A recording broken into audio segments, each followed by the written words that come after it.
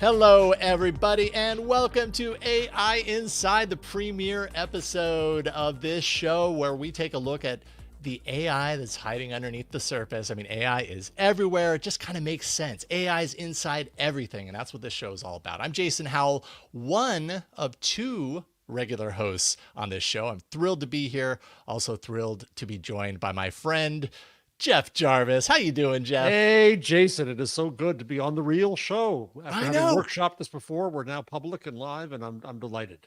Totally. We were, little backstory for people who didn't know, but not too long ago, I was working for the This Week in Tech Twit.tv podcast network, and for their club Twit, which is their subscription-based platform.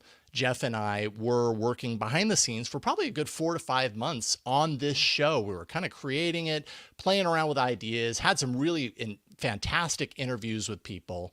And obviously, I'm no longer at Twit anymore, but they gave us the blessing to do this show independently. So that's why we are here doing this. And we kind of benefit because we did all that work to create it. And now we can just kind of hit the ground running. Yeah, and thank you, and Leo and Lisa, for letting this happen. And we're delighted to be running now. Yeah. Real quick before we bring our guest on, Jeff, why don't you, for those, I can't imagine many people that are watching or listening right now don't know who you are, but for those who don't, I know you've got a huge list of all the things that you've done, but give people kind of the Cliff's Notes version of who you are and your interest in AI. I'm just an old media guy in all senses of the word old newspaper, magazine person, teacher. I just am retiring, air quotes retiring, from CUNY's Craig Newmark Graduate School of Journalism. And we'll be, I think, working somewhere else, working on education. And then I'm also writing books I have out now, should plug them, the Gutenberg Parenthesis and magazine. And then later this year, I have a book about the internet called The Web We Weave. So that's me. And my interest in AI is the same one that Jason and I have said all along. We're not expert. We want to learn. And we'll learn together with each other and with you as we have smart guests on and deal with the news and figure out what this phenomenon is and its impact. 100%. And I am just absolutely thrilled to be able to hang out with you each and every week, Jeff. Same here. I'm super honored to be able to be in this position, to be able to learn about artificial intelligence at a moment that feels like a real inflection point in technology. I mean, the time is ripe right now for following this technology and seeing where it develops, because it really has the potential to really impact so many things in our life. It already has, and it's really feels very early. So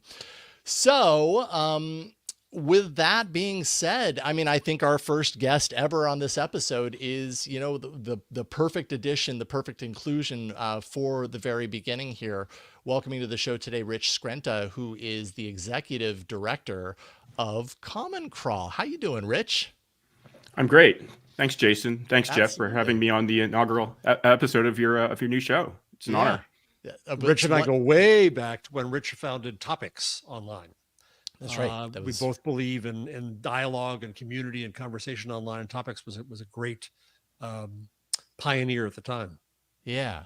And now, Rich, we're going to talk a lot about the work that you do and your team does with the Common Crawl Foundation. But I guess give us a little bit of setup before we get there. And I know, Jeff, we want to kind of set up an event that you were involved with a couple of weeks ago. You were in DC at the Senate. We'll get there in a second. But real quick, for people who are new to Rich and the work of Common Crawl Foundation, tell us a little bit about your role there, what Common Crawl Foundation is all about, kind of when it started, all that kind of stuff.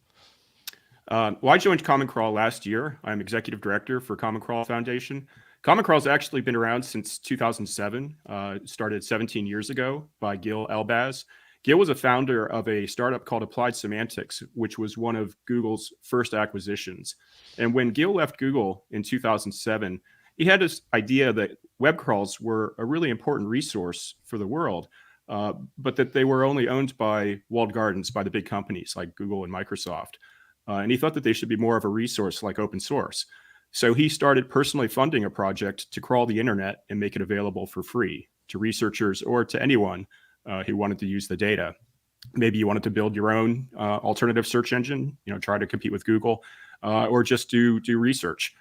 So for 17 years, it's been crawling the internet. And over this time, it's become really a tremendous resource. It's cited in over 10,000 academic papers, and it's a huge archive. It's nearly 10 petabytes, 250 billion pages. And recently, it's become the primary training data set behind nearly every LLM. It turns out if you have an AI, they just have a voracious appetite for training tokens, and Common Crawl is a great source of training tokens, since it basically is a copy of the internet. Fascinating. And it's fascinating to see like the initial kind of purpose, the initial idea of what this was created around, and then over time, as we see technology evolves in ways that we don't always, predict or expect. And here we are. It's being relied upon by so many LLMs, like you said. We are going to get into all that. Thank you for setting that up. That's perfect. Before we get into kind of the meat of the interview, Jeff, you, like I said just a few minutes ago, you were in Washington, D.C., Senate Committee on the Oversight of AI, the future of journalism. This was just a couple of weeks ago, and I know you've talked about it here and there a little bit on This Week in Google and everything, but maybe we start with that, because that, I think, is a really big reason why Rich is on the episode in the first place. You gave some testimony. You mentioned Common Crawl Foundation in your testimony. Talk a little bit about, like, how did you get this invite, first of all? Like, how did this happen for you? It came out of nowhere. Basically, I was the beard, because what they wanted to have was a hearing where they had lobbyists and legislators nodding to each other and saying how wonderful they are and all the laws they want to pass and write together. And so they couldn't call it a hearing unless they had somebody there who wasn't one of them, didn't necessarily agree. Not that I got called on much, but I was there to kind of give cover to the idea that it was a hearing. And what I thought it'd be important just to give a little bit of background, because I think it's good for the conversation with Rich. Because when I went into it, Rich and I just happened to reconnect. He reached out to me, and I learned more about Common Crawl, was fascinated by it, and mentioned that in the testimony. But what came out from the big media companies? I had, to one side of me, I had the trade association, read lobbyists for the combined newspaper and magazine industries, and the other side of me was the National Broadcasting Association, or NAB, National Association of Broadcasters. And then next to him was the CEO of Condé Nast, Roger Lynch. And what they were saying is kind of frightening, because beyond the issues that came up otherwise about deep fakes and Section 230 and other things, what they were saying was that they think that they have a right to be paid for any use of their content by AI. And they separated out, in Roger Lynch did, talking about training data and output, which is very common nomenclature now, that there's data that's needed to train the large language model how to speak and how to parse words, that the word white and house are often together, for example, right? And that's training data so that it can do whatever it then does. But then on the output side, if I ask it to write a song in the style of Bruce Springsteen and it quotes Bruce Springsteen, well, then should it have the rights to Bruce Springsteen's lyrics or not? That's a debate that's going to occur in court. But what the publishers were saying was, we should be paid for all of that, and it should be licensed from us for all of that. And they shouldn't even be able to learn from us unless they pay for it. And I said, whoa, journalists read each other's stories all the time and learn from it and use their information in that. So should the machine not have the same right as a journalist? And I got in trouble for that, saying the machines don't read, they don't learn. Okay. Should the companies that make the machines have the same right? Should Google or Wikipedia or anyone have the same right as WCBS Radio or a TV company that does the same thing? And the position of the media people is, no, we deserve this right. Well, if that happens, it reduces fair use to the nub, to nothing. Because what it says is that, no, there is no fair use. I would think that training a model is fair use because it's a transformative use, because it's understanding how to learn from something. And the whole reason for copyright is so we can all learn from each other. But they're saying, no, shrink fair use. And they say that it was a very interesting part at the end where I said that if you shrink fair use, there's no copyright. And they said if you expand fair use, there's no copyright. So that's kind of the crux of where we are now. And as I talked to Rich, now to bring him in, I didn't realize that, for example, the New York Times has said, take us off of Common Crawl. And most of these companies, OpenAI, have done just like robots.txt, provided the means to not be crawled. Okay. But if we get to the point where only free things on the internet are crawled and used to train these models, we know what's going to result. There was a story just today that said that most news organizations have turned off the door to crawling, but meanwhile, the far right-wing media organizations love it because now they have a greater scale of influence in these things. So there's huge issues going around about this, and Rich finds himself in the middle of it. Caught in the middle. Common Crawl was creating this incredible resource to democratize the entire web, to save the text for scholars to use to study. Now it's being used to train these models. These models are controversy. Media companies are trying to get up in arms, thinking they have a bag of gold waiting for them at the other end of a suit. Look at the New York Times suing OpenAI now, cutting off negotiations. So that's the atmosphere in which we arrive, and Rich is on the hot seat.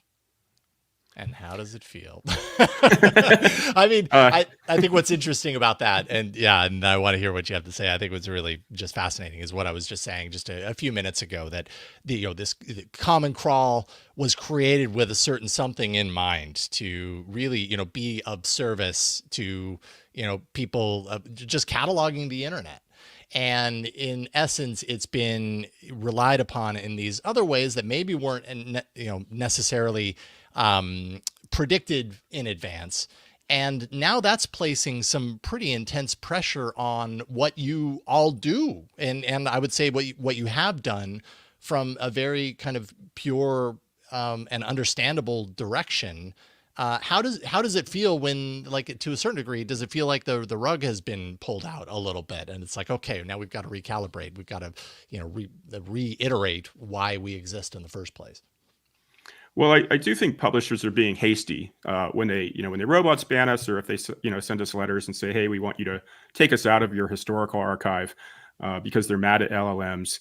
I think it's a shame because we see ourselves in our role as being archivists, and we are collecting this material for many purposes, not just for LLMs, but for people doing research, sociological research, studies of the web, creating data sets for machine translation, creating alternative search indices, and LLMs. And so when if you're mad at LLMs and you say, well, I want to be out of Common Crawl, you're also denying your content to researchers that are using it for myriad other purposes. So that's a shame. You're also removing it from what's essentially a time capsule. So an archive that's going to be used by people in the future, which is also a shame. I thought, Jeff, your comments in your congressional testimony that copyright was never intended to apply to news were extremely interesting. The idea that if a news organization wants to erase their stories from an archive like Common Crawl, they're literally erasing a record of what's happened, and that's bad for civic society. It's not good for democracy.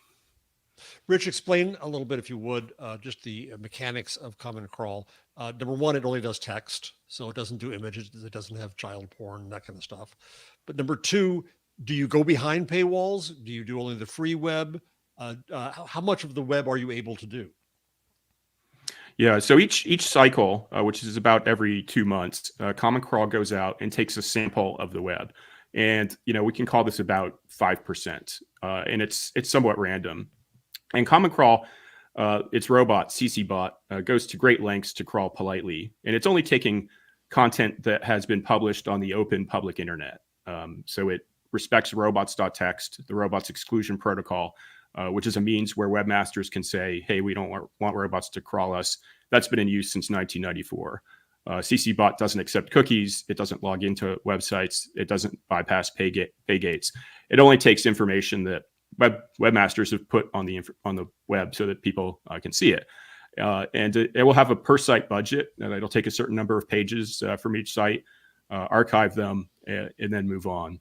And we add that to the archive. And so each cycle, that's about an additional 3 to 5 billion pages that we're adding to the total. And so in the end, do you add up to 100% at some point? Well, the web is basically infinite. So each cycle, we recrawl about 50% pages that we've seen before in order to see if they've changed. And then 50% of the pages are brand new pages, like URLs that we know about, but that have never been visited before. So when the New York Times asked to take down the history that you had, that was stuff that had been available for free on the open web.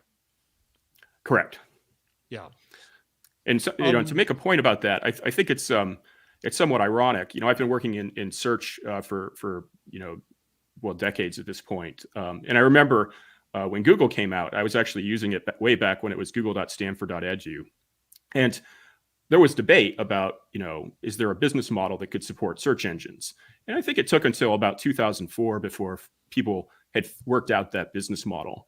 And I find it ironic that news publishers are they pay millions of dollars to the SEO industry in order to get into search indexes like Google. But now they're very hastily opting out of what is really, in my view, Search 2.0, LLMs. It takes us months to do crawls, and it takes the LLM companies hundreds of days to train models, which is why you see with some of the products out there like ChatGPT, the index, its awareness of the web ends in April of 2021. So to pull your content out, it could be quite some time, if ever, before they're able to get it back in. And I think that they should be maybe more interested in exploring the potential of having their content in these indices and figuring out new ways to gain attribution, to expand the distribution of their ideas, and maybe find new ways to monetize their content. Had you been met with any, or had you met any resistance similar to this prior to, let's say, the last? I realize you've been with the company a little over a year, so you haven't been there since the beginning. But has Common Crawl seen any resistance similar to this prior to where we are right now with these LLMs using the data set for creating their AI systems and everything like that? Or is this a relatively new thing that the news organizations have really clued in on the data set and cared about it? No, it's brand new. It just started last year, in fact. And in fact, our chairman, Gil Elbaz, said, in 15 years of operation, Common Crawl hadn't taken a single byte of its data out of the archive. Wow. So this is quite a new phenomenon. And it's if you're a data hoarder or a data preservationist, we sort of consider it to be a library. It's just sort of personally distressing to have to go into the library and take books off the shelves and throw them away or put them in the basement or something, make them unavailable to people. So what's the fate of our public web? Its present and its past tense. How's the picture going to change? I think that's up for debate. That's being considered right now by legislators, and I think it's in peril. If depending on legislation, depending on what websites do, how they adapt their terms of use, their stance towards robots, it's possible this could be the end of the web. The web was created by Sir Tim Berners-Lee in 1989 with this idea that the information should be free, right? If we could all access, the world's information, that would be a really good thing for humanity. And Common Crawl, it's the largest copy of the web that exists, by orders of magnitude, and it's multilingual. It spans over 230 languages, so every country, every language across the planet, over almost 2 decades now. So to sort of close the lid on that and say, well, we want to first, stop archiving this, or maybe even, destroy parts of it. I think Common Crawl is it's a national treasure, or a global treasure even, and it would be a tremendous shame to to be short-sighted and lose this, the value of this resource. Yeah, archival is such an important thing, especially when we're talking about something as pivotal and important as like the technology of the internet has become. I mean, there's obviously no question about how important it is to nearly every facet of life. And so to lose some sense of history, some piece of history around that, um, and to do so without, like, sometimes it's a matter, I think, this, everything that's happening right now feels so fresh. In some ways it feels like things are happening so quickly that I think it becomes easy for people who are taking a look at their services or taking a look at their their journalism that they're putting online, and to be fearful of what could happen. And so as a result, they jump to the conclusion that they need to retract. And what is the long-term damage ramification of that, based on that kind of like immediate decision to go in the opposite direction before truly understanding? Do you think this is a matter of not understanding, um, what this what changes like this means? Or do you think the people who are making these decisions truly believe that they do have a solid understanding of the ramifications of this? Well, I think it's new technology, and I think people are kind of freaked out by it Yeah. because the capabilities of LLMs are surprising, to the researchers that have invented it, and to all of us. And I think publishers, I think maybe they're still mad about Google in 2004 and what it did to the economics of the news industry. But having said that, I don't think that the right response is to pull all the content down. And I don't think that's good for the world. I think that I support the right to read on behalf of AI agents, the right to learn. You and I are allowed to walk into a library and read books, copywritten books, newspapers, magazines, and we can learn from them. We can form mental models and then use them in our work and our life. We can apply them. That doesn't give us the right to plagiarize, or engage in hate speech or libel. If we're doing a report for school, we have to cite our sources and such. We have to obey the laws in whatever place we happen to be operating in.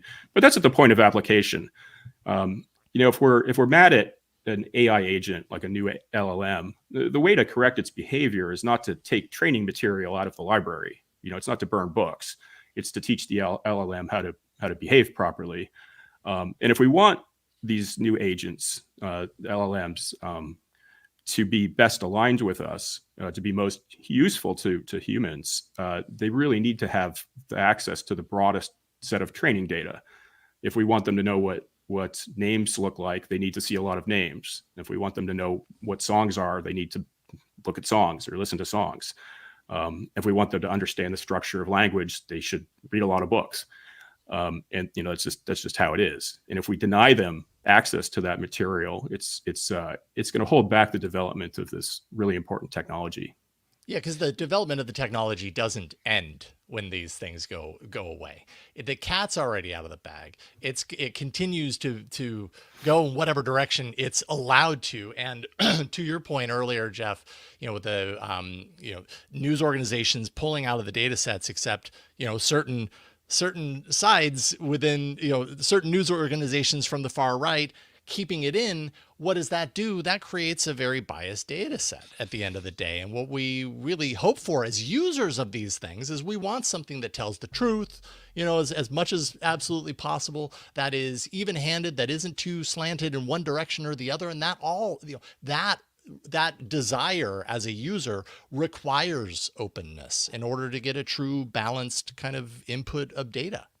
We should be doing the exact opposite. We should be looking, because the web is a biased database. It is that which, and publishing's history is a biased database of those who've had the privilege to publish. Yeah, that's true. Yeah. And so we need to look at what's missing there rather than making more things miss.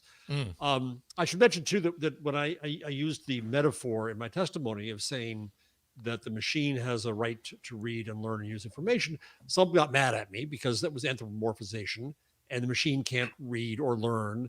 I know. But if I had said in the testimony, does Google have the same right as WCBS, as I said earlier, to read and learn? Then people would have concentrated on Google and not liking Google. And we're trying to get this at the level of principles and precedents. And so I should mention that when Rich and I first talked, he reached out to me. I can't even remember exactly why, Rich, was this whole discussion. But by the time we finished our conversation, we agreed that we need to do something and get something together. So we've been talking about the plans are still nascent, but getting together an event where we bring in AI people, media companies, journalists, researchers, law experts, policy people to discuss the peril to the open internet, because that's what this really is. Rich, what do you hope we might accomplish next? What's the message we have to get across? Yeah, well, that's exactly right. I mean, I think we have to defend the open internet, and I think we need to have a thoughtful discussion about these topics. I mean, you know, content creators are upset about this technology, and I think, you know, many of their concerns are valid, right? They're concerned about attribution. They're concerned about, you know, how are they going to get compensated for their content? These are reasonable questions, and we should have a thoughtful debate. And you know, ideally one with more light than heat in it. And so, yeah, Jeff and I have been talking about, you know, who can we get in the room and really hopefully generate, you know, some ideas and thoughtful discussion about this stuff. So, Rich, I'm curious too. It's not as if you're new to all of this. You worked at IBM Watson. You've been a software engineer for a long time. You've been around startups. And I imagine lately you've had contact with these new AI companies. What do you think of them? What do you think of the work they're doing? What do you think of the LLMs? What do you think is next? Just kind of how do you assess the state of that industry, that brand new industry? I think it's tremendously exciting. I mean, I'm AI positive. You know, people ask me, you know, hey, Rich, are you an AI doomer or are you AI positive? I think it's far more likely that AIs are going to be just this incredible tool for humanity, you know, drug discovery, right? I think it's way more likely they're going to cure cancer than that they're going to turn into murderous terminators. And far more likely they're going to figure out how to deflect an asteroid than decide to kill us all. And especially, you know, like, why do I think that? Well, you know, if they've read all these books, right, you know, then they know what we know. They're going to share our values. They're going to share our hopes and dreams. And so they're going to have built-in alignment with us. And, you know, the folks at the AI companies are putting a lot of effort into making sure that these systems behave responsibly. I mean, that's a huge component of what the LLM training, is with, you know, the red teaming exercises that they do to make sure that these systems, behave responsibly. And sometimes people complain that they've gone too far and, you know, the agent's almost, you know, being too nice. But they're proceeding cautiously, which I think is wise. But some of the, you know, folks we're talking to are just doing astonishing things with this technology. You know, Poolside is doing, English to code prompting, which is just, you know, marvelous. This idea that, you know, finally, you know, after 50 years in the industry, you know, English has now become a programming language. Blows me away, right? This has been the holy grail for so long, and the fact that it's actually become a reality now, you know, in 2023, 2024. You know, I'm just I'm floored that this technology has finally come to fruition. Let me ask you about some alternatives. For the news industry, one thing that I've thought of is that rather than cutting off, why don't they join together to create an API for news and sell keys to it, so that if a large language model that doesn't have fresh data since 2021 needs fresh data, it had a place to go out and get it and serve that to a user and pay for it. Are there other models that you could imagine about what the relationship should be between publishers and media and the AI industry? Right. I think that's a really great idea. And, you know, the idea that content could be labeled in some sort of data commons, in some sort of machine parsable way, where there was a license. So if a publisher had content, they could say, hey, if you're using this in a commercial, you know, AI product, you know, here's the monetization model, and here's what we expect to be compensated.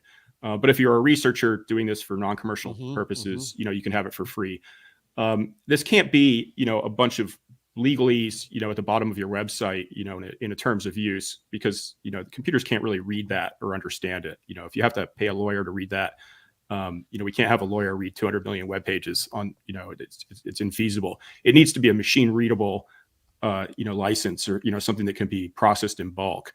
New York Times, they're a huge organization, and they have the resources to go, to folks and charge them money. But the long tail of publishers don't have the resources that the New York Times has.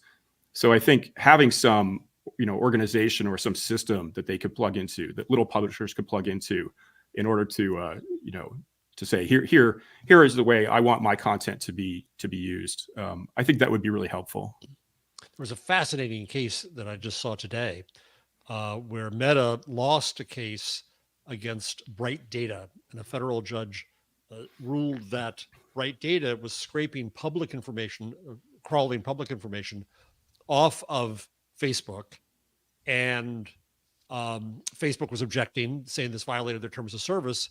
And the judge said, well, they weren't a customer. They didn't sign in. They weren't then subject to your terms of service. And I think that I want to get to the precedent of that and what do you think that might mean for this discussion. But just as an aside, I linked to that story this morning a couple of times. Then when I went back to it later, it now had a new pop-up that said I had to agree to Courthouse News Services terms of service before I could read the story. Yeah, I got that when I hit the page. And say, right?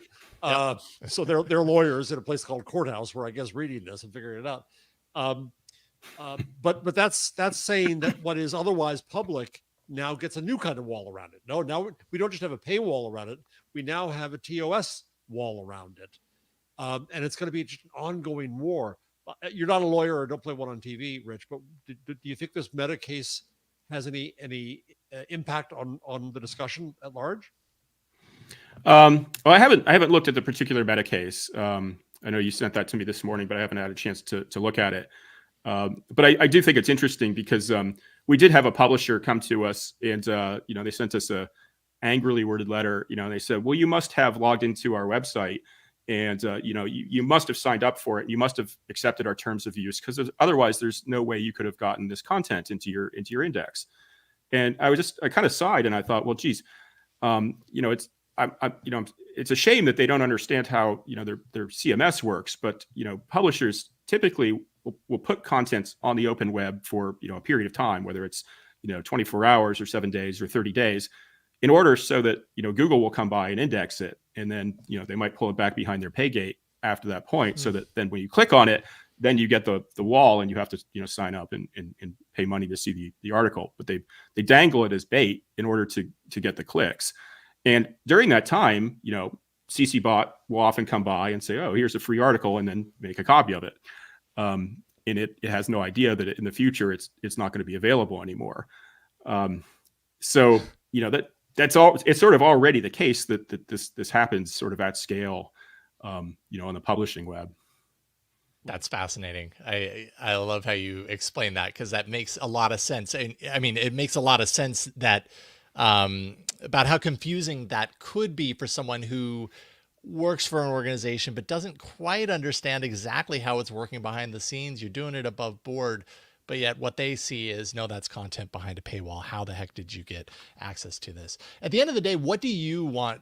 Like, are you hopeful that organizations like these publications come around, or like what is the direction that you see this heading, where we're at right now, that fear prevails and that this really does break the internet the way you were talking about earlier? I am hopeful. Well, I'm going to try and say this in a positive way, but with a little bit of an edge to it. I think that publishers will come to regret asserting their right to be forgotten. I think that their hasty decisions to opt out of these indices, to opt out of our archive, to opt out of a chance to learn how to explore this new technology over the next few years, will consign them, to darkness, to the dustbin of the internet.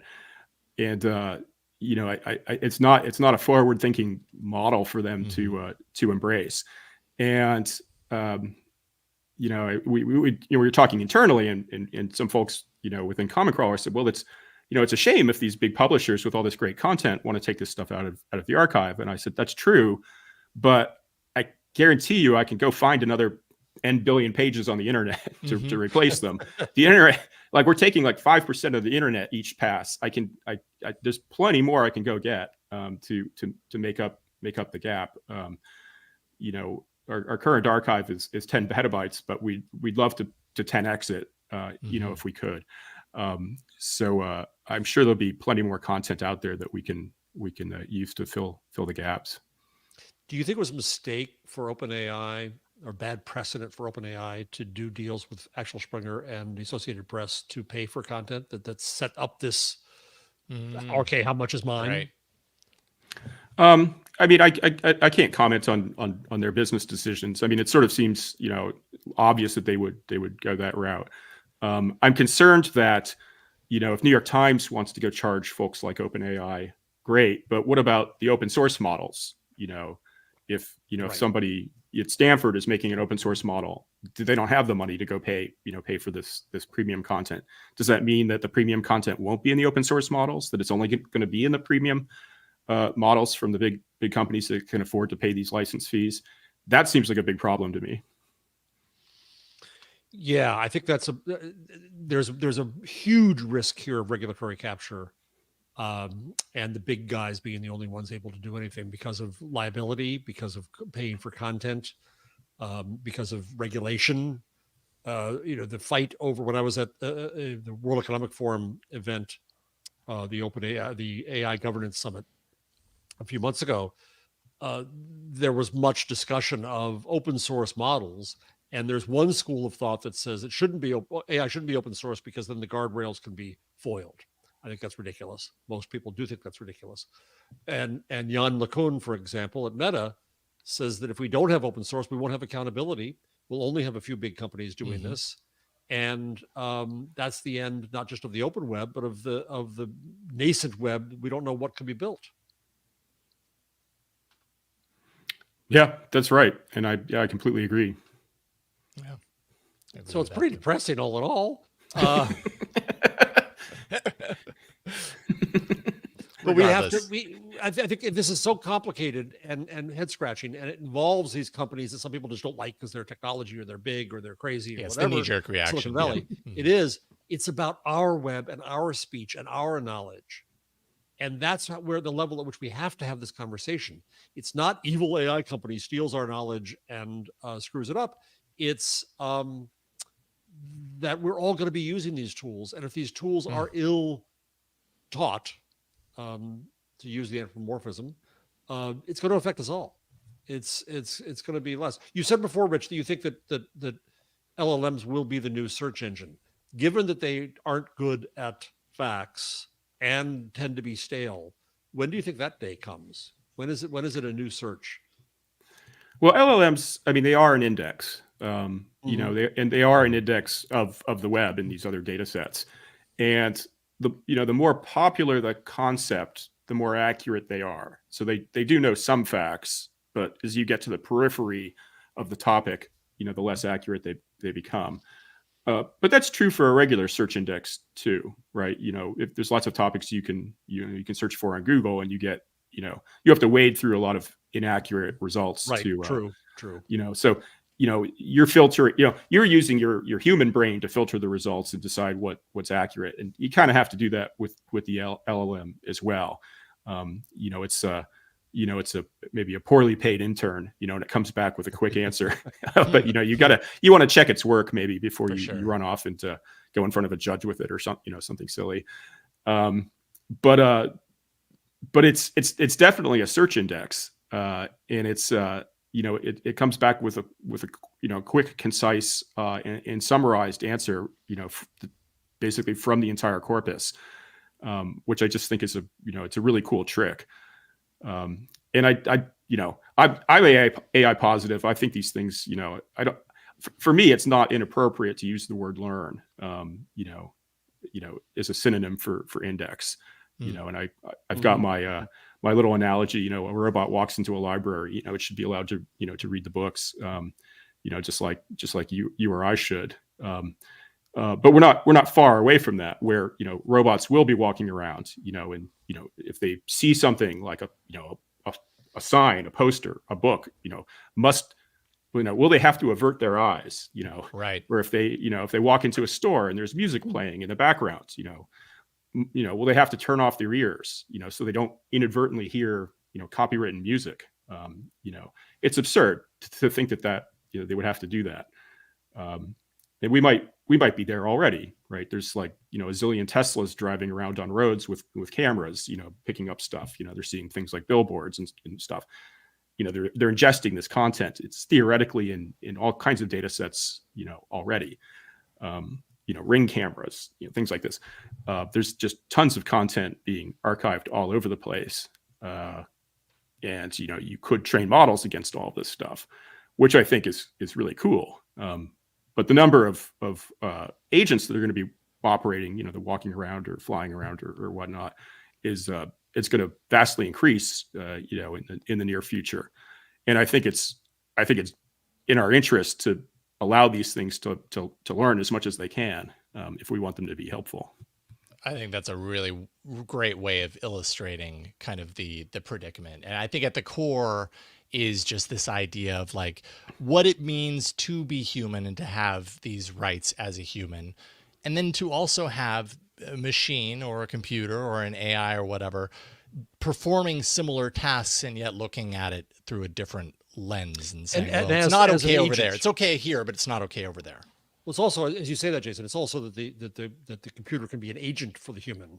Right. And so Yeah. Limiting the machine limits our use of it. Mm-hmm. Let me ask one more question, Rich. I'm curious that Common Crawl operated to a great extent kind of under the radar. People who were savvy knew about it, but I'll bet some of the publishers who were in it didn't know about it. Other people didn't know about it. Now they're finding out a lot more. And on the positive side, I would imagine that attention to a good cause might bring funding and attention and new projects. In your dreams, if you're not too distracted by all the current fights, what can Common Crawl become? What do you want it to be? Yeah, we do have, I would say, an ambitious set of ways we would like to improve the index. Specifically, we'd like to. We've had many requests to push into underrepresented languages. This is a big topic within the EU. The big languages are well supported. I think Common Crawl is about 46% English. We've got lots of German and lots of Spanish, but if you go into the smaller EU languages like Catalan, we have some, but do we have the right proportion? I don't know. We should measure it, and then we should explore. And things like, say, there's like 500 regional languages in India, and I'm sure we're not doing the best job we possibly could. There we had a request to crawl more deeply within Indonesia. So pushing more deeply into these other underrepresented markets is a big focus.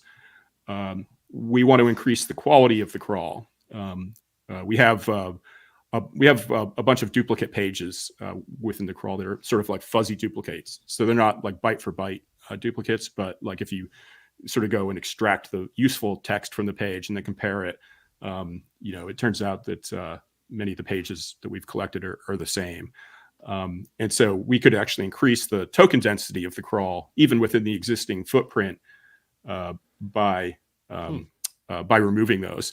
And then we'd like to make the crawl bigger. We're crawling 3 to 5 billion pages each cycle. I would like to 10x that. There's just more of the web out there that we could be getting each cycle. And I think that would be exciting. How much were you crawling 5 years ago? Let's say, just if you had to pick a number out, like how much has that increased over time? I think it's been in that range. It's been in the like 1 to 3, 3 to 5. I don't have the historical stats. Sure. But the total archive is about 250 billion pages at this point. But there's a whole bunch of charts and graphs and stats on our website that you can go through. Well, Rich, this has been fascinating. It's been so happy that we could actually have you on the first episode of this show. I think the work that you're doing as you've illustrated, is really important. I am an archivist at heart, so anyone that's actually paying close attention to the archival of things that are incredibly important, like the internet, like the data out there, obviously there are things to figure out over time as the data gets used in different ways that maybe we didn't see before, but that doesn't make it any less important. And I just really appreciate that you and the folks at Common Crawl Foundation are doing the work that you're doing. Thank you so much for coming on and talking all about it. We really appreciate you. Thank you very much, Jason, and thank you, Jeff. Thank you, Rich. Yeah, I'll see you on the next call. And before we let you go, I don't know if this is for Jeff or Rich, but you talked a little bit earlier about a possible event. If people want to be sure that they don't miss information around this, because it sounds like it's still in the planning, is there a place that you would want to point them? Would that be like Twitter or Mastodon or anything like that? Yeah, we'll put it out on the Common Crawl Twitter, and I'm sure Jeff will tweet it out as well. Of course, tweet and Mastodon and Threads and all the things. Don't forget Blue Sky. And Blue Sky, that's right. Don't forget Blue Sky. Gets forgotten. Rich, thank you again. Thank you, Rich. It's been wonderful talking with you and really nice to meet you. And we'll have you back in the future. Thank you again. Awesome. Thanks a lot. My pleasure. All right. Cheers. Keep up the great work. All right. And that was our first interview. Awesome stuff. Relevant and newsy even. Yeah, absolutely. Bring in the heat. So when we were testing this show in the club, we kind of had like a little news area ahead of the interview. And then we thought, you know what, that's maybe a little awkward, because then we're asking the guests to kind of like hang tight, or, maybe they don't have a lot to say about certain things. So we thought, but we do want to have a little bit of a moment in the show to be able to highlight at least a couple of things that we've been following and tracking in the world of AI. So why don't we do that now, Jeff? Yeah. And I think, by the way, some weeks we may not have a guest, and we may have so much news going on. That's what we'll discuss and explore. So we're absolutely figuring this out as we go. Yeah, totally. I mean, this is a work in progress. This is clay that we are molding, building the ship as we fly it. All the things. So, but I did find a story, and I know it's a little stale, but maybe not stale is the right word. It actually has some current newsiness to it. But it was announced at CES, this Rabbit R1 device, designed by Teenage Engineering, and I am like super interested in this. Here, I'll pull up a little article and show it off, and I'm sure you've taken a look and done some thought around this. But it's this $199 kind of device that is meant to be an illustration or an idea of what a dedicated AI device might be. We've seen the Humane AI pin. I think right now there is a lot of head scratching and figuring out as far as like, what would an AI hardware device or an AI specific assistant that isn't our phone, what would that actually be? And the Rabbit R1 seems to be doing something right. I mean, they had 50,000 pre-orders in 5 days. It is only $199, so the price to entry is pretty low, but having that design aesthetic from Teenage Engineering gives it kind of like a cool retro kind of factor to it. It's got this little scroll wheel navigation, 360-degree flippable camera, this giant, almost like walkie-talkie button on the side, so you can push to talk to launch what they call rabbits, which are scripts. And I don't know. I'm interested. I pre-ordered, so I'm gonna. You did? Oh, I did pre-order. Although it's probably not gonna get to me until sometime in June. Probably June. Yeah. What was the story in Fast Company was great, because it says the design drove this, because the design was so fascinating, and the story has close-ups of the various elements, of the big button, of the round thing, of how that operates. And I'm glad for that, because I don't think we've seen, we all have our Android phones. You and I have Android, or iPhones, those of you who are apostates to the Android cause. But let's be honest, we've all been bored by the design steps that have been made in recent years. It's kind of a phone is a phone now. Yeah. So to see, part of the interest of this device is not just the AI, because it's kind of querulous about how really useful it's going to be. How is it going to really relate to the applications? Are we going to trust it to do things for us? All those are questions, but it looks cool. It looks fun. I remember holding an iPad for the very first time, and I called it hand candy, right? It was just neat to play with and so on. So I'm excited about seeing a device, even if it does turn out to be fairly useless and only $200, to try to rethink the aesthetic design, the physical design. I think and the fact that AI motivates it is kind of fun. Yeah, and actually, they had some news about this really within the last few days, which is that, well, this is just 5 days ago, that Perplexity AI's LLM is going to be driving this, or they've got to deal with Perplexity. They've now said that. So essentially, the hardware, right, is $200. If you were to buy a year's worth of pro access for Perplexity, that's $200. So basically, if you buy this, you get a year's worth of Perplexity Pro included. So it kind of, depending on how you look at it, pays for itself. Perplexity as an LLM, which I really need to dive into it because I haven't used it. And this is kind of like my launch pad to do so. I've used Claude a lot. I've used ChatGPT, of course, have not used Perplexity, but it apparently has no knowledge cutoff. So the information, we were talking about earlier in the interview about how much of a challenge that is. And supposedly Perplexity's system doesn't have that knowledge cutoff. So it's very up to date, which makes sense why Rabbit might want this in their hardware AI device, so that if you're launching, or what do they call it, the rabbits or whatever those agents are, that the information that you're actually getting back is up to date. I think that's so essential on these things. And we'll see. I'm eager to see how it works. But you don't really need a device to do this.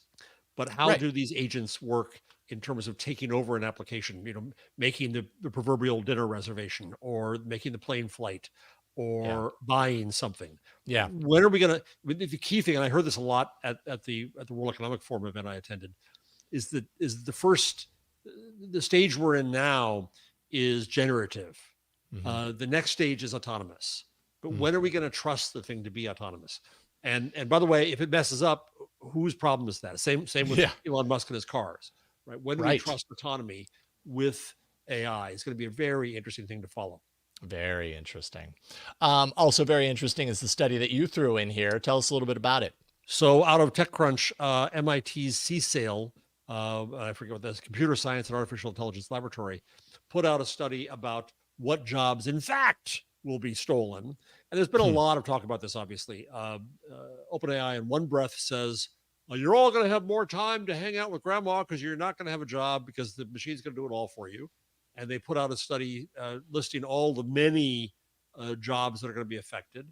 And you hear now in political circles that this is one of the things we have to watch out for, is how this is going to replace jobs. On the other hand, what CCL comes along and says is that it's not going to be as bad as we thought, because it's not going to be economically feasible to replace some of these tasks. And what they focus on, which surprised me, was visual monitoring of things. That an AI can look at something and say, yes, that lemon is good, or no, that lemon has a blemish. And how does that happen now? Or bakers, they said. So they estimated that that some proportion of these tasks is going to be more efficient and economical to still have humans do than have the machine do. That we're not near that point.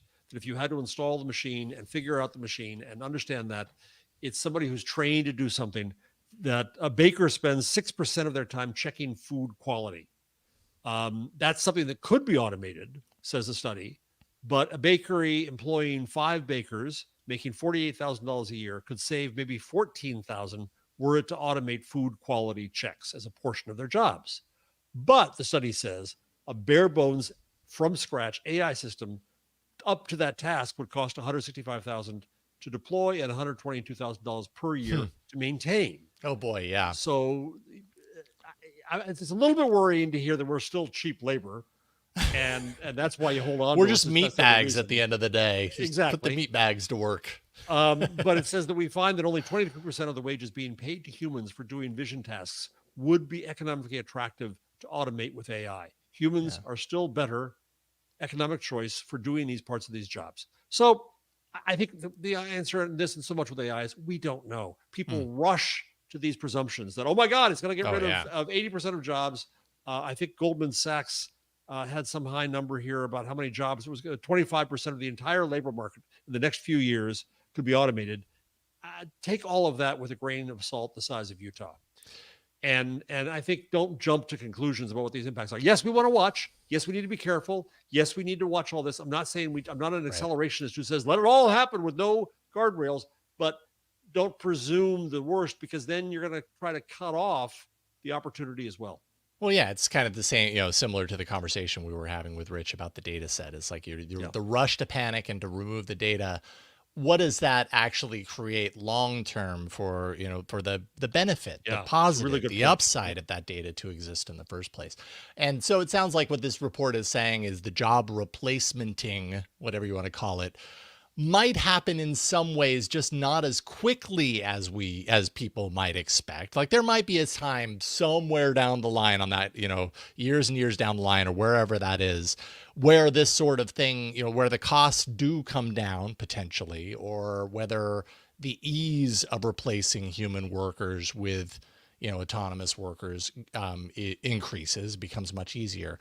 But we're nowhere near that at this point. And actually, in reading this, it really had me top of mind for me was in preparation for this very show and launching this show, I used AI tools, generative AI tools, to come up with baseline ideas for imagery and stuff like that. And then I hired a graphic designer. Well, actually, a friend of mine who is a very talented graphic designer said he'd do it for me. But, and I passed information on to him, and he was the one that actually created this. Like, could I have relied upon the AI to do these things? And, and that's another graphic designer that, doesn't have the work in their lap. And I'm sure people do that. Yeah, I suppose I could have. But at the end of the day, I'm really happy I didn't, because the quality that I got on the other side from the human attention to it was just much greater. And I don't know, maybe that changes down the line, but I do not believe that we are there yet. Right. Yeah, now. I like Rich's word, hasty. I think we just need not to be hasty in our judgments here. Yeah, and see what things can do. And we're still in charge. They're not taken over yet. And we'll be back another week. Yes, exactly. And we will be back another week on here at AI Inside. I want to give another quick thanks to our guest, Rich Skrenta from Common Crawl. It was so great having him with us to talk about just kind of the idea of crawl and all of that data set, the importance of archiving and the ways that it's being used and the unexpected nature of how it gets used. It's just really fascinating. So commoncrawl.org to check out more of their work. Jeff, this was a lot of fun. We should do this again next week. Great fun, my friend. Yeah, we're gonna. That's right. Each and every week we were talking as we were preparing the show, and we were likening it to feeding the beast. It's like, all right, we've created the beast. Now it's time to feed it. Yeah. So we will feed it each and every week.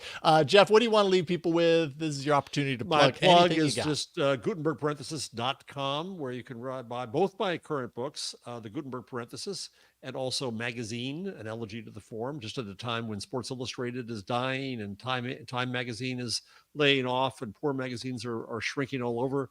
It's time to pay tribute to them, which I do. So go there, and there's discount codes, and I'll be grateful for anybody who gets it and gives me any reaction. Excellent. Well, you are a fantastic, fascinating person, and I'm so honored to be able to do this show each and every week with you. Same back, my friend. Thank you. It's so great to hang out with you. As for me, I'll just say AIinside.show. I mean, I realize you're watching the show right now, so maybe you already know that. But we do have a web page that has all the information that you might need to subscribe to this show. Straight RSS, all the podcatchers, every episode, audio and video will be published there. So just a few minutes of boring stuff here at the end of episode 1, just to kind of set the stage. But we do record this show live every Wednesday. So the release date for this podcast will be Wednesdays. Our normal record time is 11 a.m. Pacific, 2 p.m. Eastern, and we'll stream with a podcast live when we do that to just search for Yellow Gold Studios on YouTube or on Twitch, and you will find it. But next week's a little different. However, we have one of those situations where it's like we had to change the time next week. So next week we are recording live Tuesday, January 30th. That's 1 p.m. Pacific, 4 p.m. Eastern. And this might happen. Like when we were kind of setting up for the show, it's like, yes, we've got the standing time. Yes, live is important. But at the end of the day, when we're inviting certain guests on and everything like that, sometimes we have to, attend to their schedule requirements, or we might have schedule requirements, and we can be nimble. So we're going to do that. We will communicate the times of the live recording on our socials in advance, so you can find us on socials, or search for Yellow Gold Studios. If you go to the YouTube channel for Yellow Gold Studios, I will be creating the live event well in advance of the actual next episode, so you can go there and you can follow it from there. So just keep that in mind. But subscribe at AIinside.show. You can support us directly via Patreon. We do have a patron possibility there, patreon.com/AIinside show. And then just do search, on all the major socials. You'll find probably us if you do a search for AI Inside Show, or Jeff Jarvis, or Jason Howell. And you can also actually send us an email if you like. There is a place on the website to contact us, or you can send an email to contact@AIinside.show. All right. I think that's about it. We've reached the end of this episode of AI Inside. Thank you so much for our inaugural episode. And thank you again, Jeff, for being here each and every week. Thank you, boss. Yay. I'm so happy it was a success. And thank you, Rich. And we will see y'all next week on AI Inside. Bye, everybody.